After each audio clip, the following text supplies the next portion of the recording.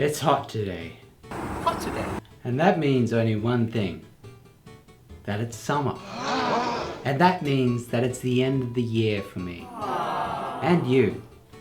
In Australia.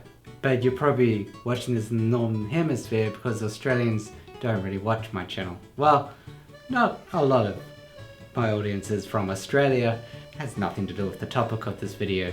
This video is about my game of the year. What game I enjoyed the most. That's what game of the year means. So if you don't realize, this is my usual... Oh, it's hot.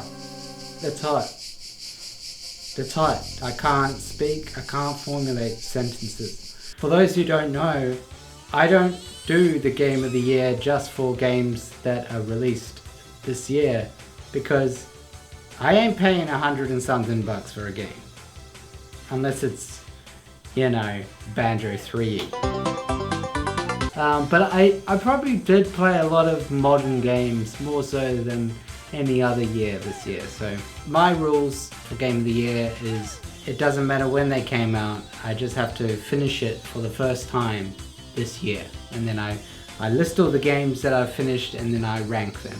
I did finish a lot of games, and let's have a look at the list, shall we? I've got these in chronological order of finishing, starting in January. My wife and I finished Turtles Shredder's Revenge on the PlayStation 5. And then I finished The World Is Not Enough on PlayStation. Wow, that was this year? Wow, shit. I remember that. Then Xenoblade Chronicles on Switch. Little Nightmares 2 on PS5. Fez on Switch. The Getaway on PS2. There's a review of that. Here it is. You can check that out. Axiom Verge 2 on PS5. Vampire on PS5. Hellblade Senua's Sacrifice on PS5. Jedi Survivor on PS5. I played a lot of the PS5. Zelda Tears of the Kingdom on Switch. 24 The Game on PS2. Sherlock Holmes The Silver Earring on Wii. Pikmin 4 on Switch. Vanquish on PS3. Candleman on Switch. Wario Land 3 on Game Boy Color / the Switch. The Sopranos Road to Respect on PS2. Paper Mario 64 on Wii U. Fucking Paper Bowser, fucking Final Boss King. Rayman Legends on Switch. Final Fantasy 16 on PS5. Spider-Man 2 on PS5. That's the new Spider-Man 2, obviously. Psychonauts on PS2. Mafia on PS4. I played the remake of Mafia. Remake or remaster? What's the difference? Zelda Oracle of Seasons on Switch. Oh, that was hard. Ape Escape 2 on PS2. Hey Pikmin on 3DS. Which, actually, I started playing Hey Pikmin like 3 or 4 years ago and never continued it until like a month ago. Yeah, December. It was probably at the beginning of December where I just decided to just keep playing it, and I ended up being on the last world. So I just finished it 4 years later. The Grinch Christmas Adventures. Now, I got that as a joke present from my wife. It's not that bad of a game.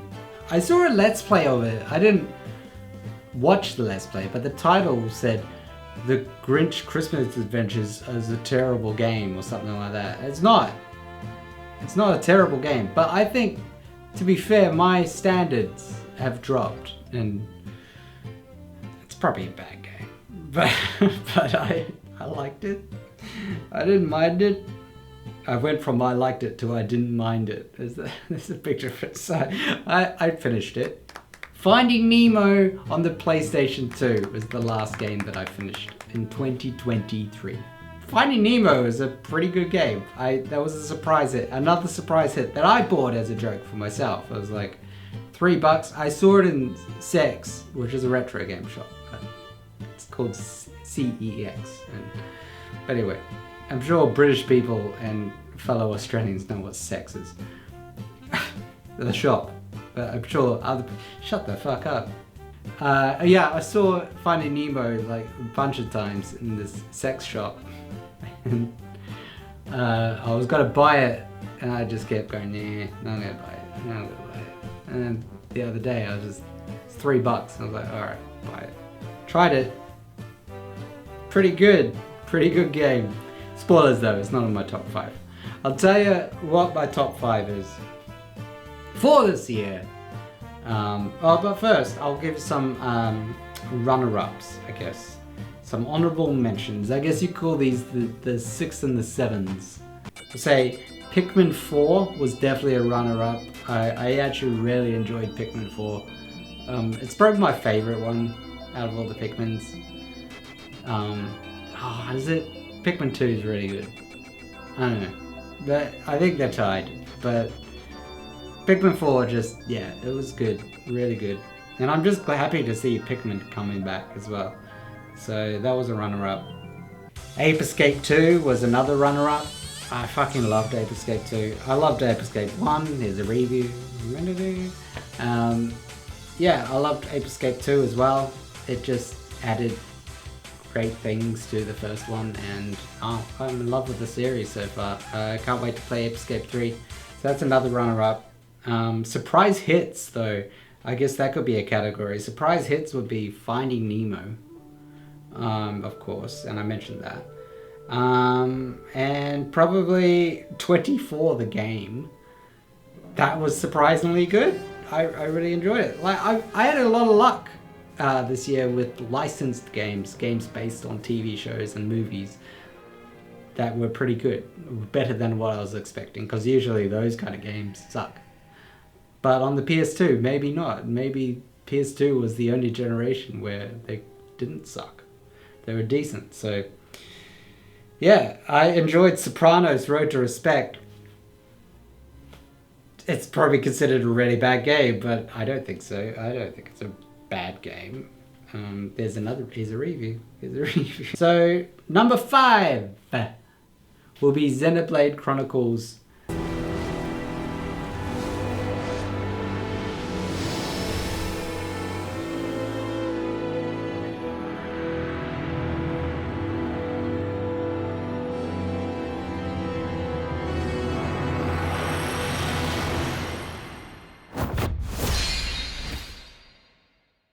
The remaster, the definitive edition on Switch. So I started playing this on the Wii U originally, on the Virtual Console, and the gamepad for some reason glitched on me, so every time I pushed forward full throttle on the control stick, it would reverse the character and it'd start walking towards the camera. It just became painful after a while. So I kind of just gave up on it, not because it's a shit game, it's because of the gamepad thing, and because I just moved on. I just started playing other things, and you know, those kind of RPGs, if you don't play them for a long enough time, you kind of forget where you are, you forget the controls, you forget the characters, you forget the stats, and you're just kind of like, okay, I'm gonna have to start that again. So I did start it again a couple of years later on the Switch, and I find RPGs like that easier to play on the Switch because I can play at work as well. Or I can play while my wife is using the TV, you know, I can play it in bed. I can play it on the shitter, you know, I can play everywhere when the Joy-Cons connect.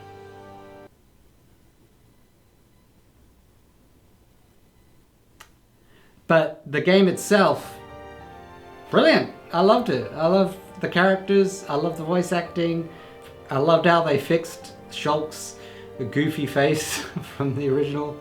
Now it's Rhyme time. I fucking love it. I love the game. Number 4, Vanquish on the PS3 is a review.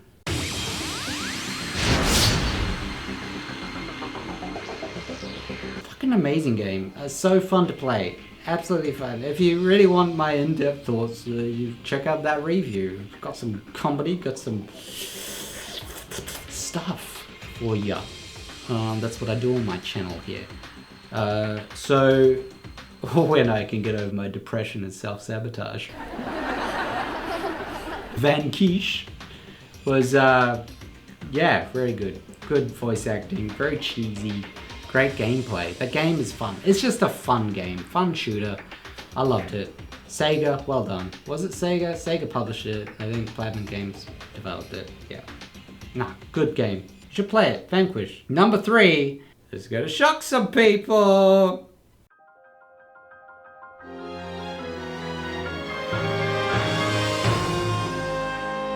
Zelda Tears of the Kingdom is my number 3. Everybody shuts off the video. Fuck you. I still prefer Breath of the Wild in terms of those two games. Breath of the Wild was my favorite Zelda game, like when the Switch first came out, and I was like, wow, I love Breath of the Wild, it's so good.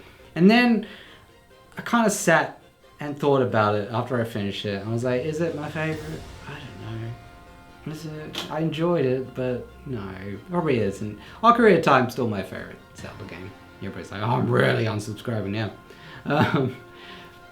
But if Breath of the Wild and Tears of the Kingdom were the only Zelda games there, Tears of the Kingdom added some good things to it. It added a bit too much, to be honest. Yeah, I just wasn't hyped for it when it was advertised. I just didn't really care. I was kind of over that world, over the voices and the Zelda's voice and just the characters and the story of that world. I'm ready to move on in my Zelda. So it is a great game. It's my number 3. It's in my top 3 games of the year, and it's a great Zelda game, but it's not the best. And it's a good sequel, yes. I had fun with it. I had fun constructing things. I had fun exploring. I had fun... What's number 2? Final Fantasy 16. I loved this game so much. I loved this game. I really, really did. I love the combat. People shit on the combat. Well, some people do. Some people don't. Some people love it. It's very divisive. Divisive game. And I'm in the camp of loving the real-time combat. Devil May Cry, as people say. I don't think it's Devil May Cry. I love the story. I love Clive. He's such a cool protagonist. The cinematics are awesome. Gameplay is awesome. Music is awesome. Like it's one of the games where I would listen to the music separately. Final Fantasy 16 is my new favorite Final Fantasy game, and yeah, number 2 on my spot, on my list. Number 2 spot on my list. I can talk. Game of the Year 2023. What is it? What is it? I wonder what it is. I fucking wonder what it is. Spider-Man 2. Of course it's Spider-Man 2. You're talking to Dave. Well, you're not talking. I'm talking. Marco, why today? I'm so getting fired.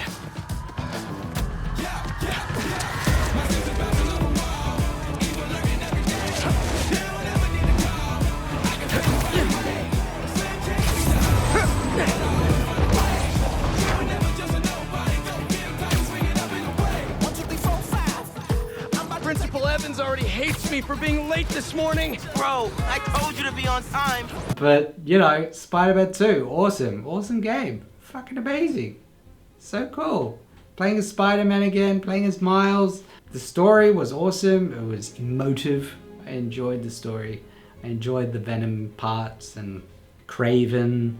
It was just epic. I love Spider-Man. I love these new Spider-Man games because I know it's said a billion times before, it makes you feel like Spider-Man. It really does. It really does. You feel so good just swinging around and beating up bad guys, and just little things like them adding details into the apartments that you can look into, you know. And I know that they can't put fully animated, I don't know, characters in those rooms because that's so many resources that you gotta load, but at least they put so much effort into those little details, and they didn't have to, you know. And like with some things NPCs would say to themselves when they're talking about recent events and things like that. Like, I don't know. Just little details that I should have noted down for this video, but I didn't, because I didn't plan on this video. Ah, surprise. So, Spider-Man 2, Game of the Year. Want some webs? Made them myself.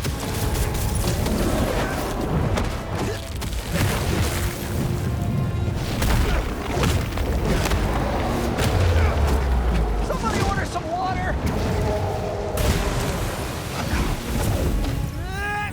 Bang! Spider-Man, watch out! No, no, no, no, no!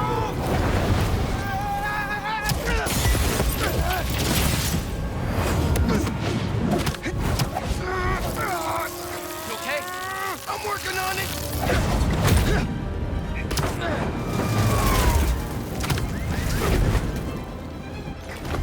Thought I lost you there! Can't get rid of me that easy. That's it. That's my list. What was your list? What was your Game of the Year 2023? What games are you planning to play in 2024? I think I'm gonna finally play Xenoblade 3. I don't know, I'll finish it, but at least try Xenoblade 3. Well, right now I'm playing Horizon Forbidden West, so I'll probably finish that, and Super Mario Bros. Wonder, so I'll probably finish that in January as well. I bought The Remnant on Xbox 360, so I'm looking forward to playing that. Sea of Stars, that's one I was trying to think of. I want to play Sea of Stars. I've been hearing tons of things about Sea of Stars as a great RPG and things like that, so yeah. I can't wait. There are other games out there that I want to play, of course. So I'll probably keep playing Hitman. Hitman is the continual game that will not stop giving me content. Feed me. Thank you for watching, and comment down below what your games of the year were. Do you like games? If you don't like games, why are you watching? Thank you for watching. This would be a really boring video if you didn't like games. Probably be a really boring video if you did. All the best. Happy New Year. And I'll see you in 2024 for more bullshit. Bye.